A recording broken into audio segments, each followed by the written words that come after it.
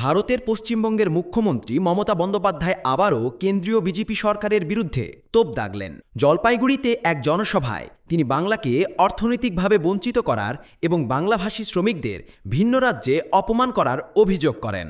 মমতার ভাষায়, বাংলার মানুষকে বারবার বাংলাদেশি তকমা দিয়ে হেয় করা হচ্ছে, যা কোনোভাবেই মেনে নেওয়া হবে না। মমতা বলেন, বাংলার মানুষ নিজের মাতৃভাষায় কথা বললেই বাংলাদেশি তকমা পায়, এটি অগ্রহণযোগ্য।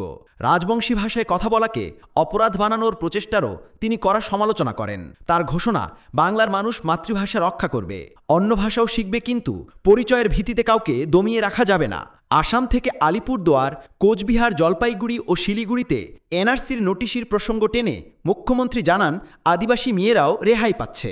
তিনি স্পষ্ট করে বলেন, বাংলার মানুষকে দমিয়ে রাখা যাবে না, বাংলা তার নিজের শক্তিতেই এগোবে।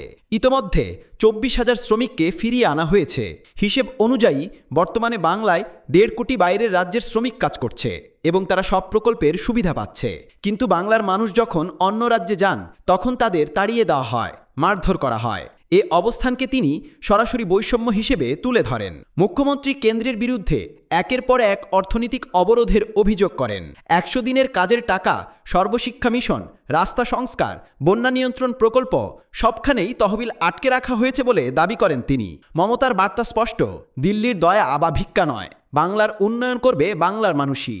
নাম না করেই প্রধানমন্ত্রী নরেন্দ্র মোদীকে উদ্দেশ্য করে মমতা বলেন, যিনি জাতপাতে ভাগ করেন তিনি কখনো দেশের নেতা হতে পারেন না। তিনি সতর্ক করেন, বাংলাকে গুজরাট বানানোর প্রচেষ্টা কোনোভাবেই সফল হবে না।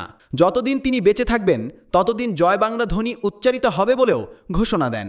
বিশ্লেষকরা বলছেন, উত্তরবঙ্গের জনসভা থেকে পরিযায়ী শ্রমিকদের অনিশ্চয়তা ও কেন্দ্র রাজ্য আর্থিক টানাপোড়েনের প্রসঙ্গ তুলে মমতা আসন্ন নির্বাচনকে লক্ষ্য করেছেন। এর মাধ্যমে তিনি নিজেকে বাংলার রক্ষা হিসেবে তুলে ধরেছেন।